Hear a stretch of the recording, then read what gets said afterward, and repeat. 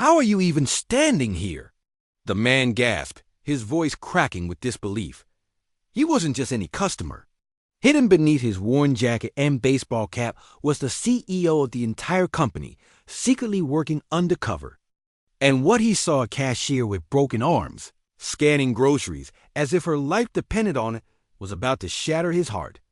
The woman no one saw the store bustled with life. Carts squeaked across the tile, scanners beeped endlessly and fluorescent. Lights hummed like restless insects above. Yet in all that noise, one figure stood out. Her name was Lena. She was young, black, her posture straight, but her arms bound tight in stiff medical braces. Every motion was a battle.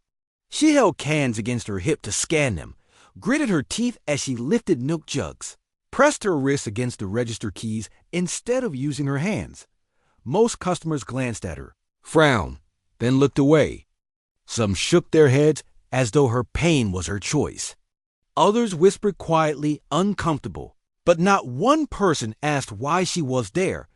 And then there was the man at the end of her line, disguised as an ordinary shopper. He had come into this store not to buy food, but to learn what life was like for his employees. For weeks he had been working undercover, but nothing had prepared him for the sight of Lena. Lena's story was not written in her arms, but in the sacrifices that came long before. She was the eldest of 4 children, the one who raised her siblings when their mother worked double shifts. When her grandmother's health began to fail, it was Lena who balanced school, work, and caregiving. And when tragedy struck her car spinning off a wet road, shattering both her arms, she should have been resting healing, but bills don't. Wait, rent still knocks. Medicine for her grandmother comes with a price tag. And her siblings' school supplies don't appear by magic dot, so Lena did what she always did. She showed up, broken, braced, aching, but still standing at the register.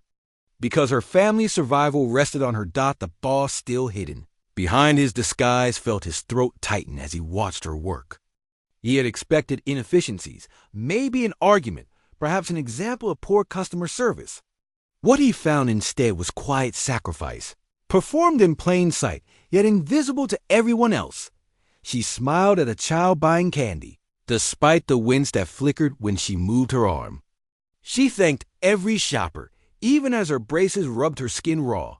She never complained. She never explained, but then it happened a moment so small, yet unforgettable.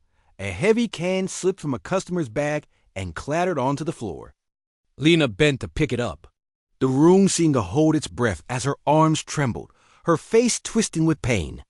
Still, she lifted it gently, scanned it, and slid it back into the bag with care. The undercover boss blinked hard, fighting back tears. This isn't strength, he thought. This is desperation disguised as duty. When the last customer left and the lights dimmed, he approached the register. His voice was quiet, almost trembling. I need to tell you something. I'm not just a shopper. I'm your boss. And I need to know, why are you here when you should be healing? Lena froze. For the first time all day, she looked vulnerable.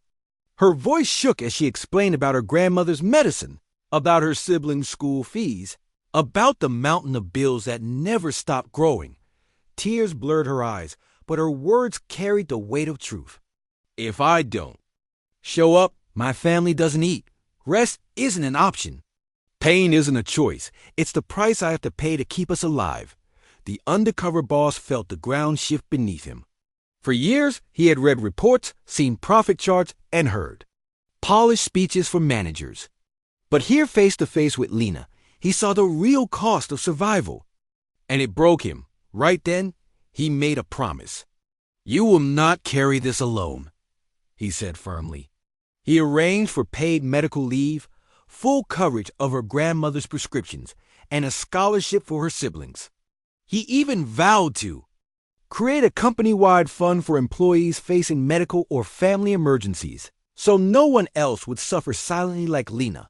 When she tried to protest, shaking her head, he simply placed a hand over his heart and said, "Strength isn't working." Through pain. True strength is allowing others to help you carry it. As word spread through the store, employees gathered. Some clapped. Some cried. Lena lowered her head, overwhelmed, as the entire team embraced her in gratitude and respect. She had walked into work that morning invisible, unseen. She walked out a hero, proof that the quietest sacrifices can echo the loudest when finally recognized and the boss. Humble beyond words, carried a new mission, to never again let the struggles of his. Workers remain hidden in the shadows. Stories like Lena's remind us of a truth we often forget. Behind every smile, there may be a wound. Behind every worker, a hidden battle. And sometimes, the strongest among us are the ones who are hurting the most. What would you have done if you were that boss? Comment your thoughts, share this story to honor unsung heroes, and subscribe for more stories that reveal the strength hidden in everyday people.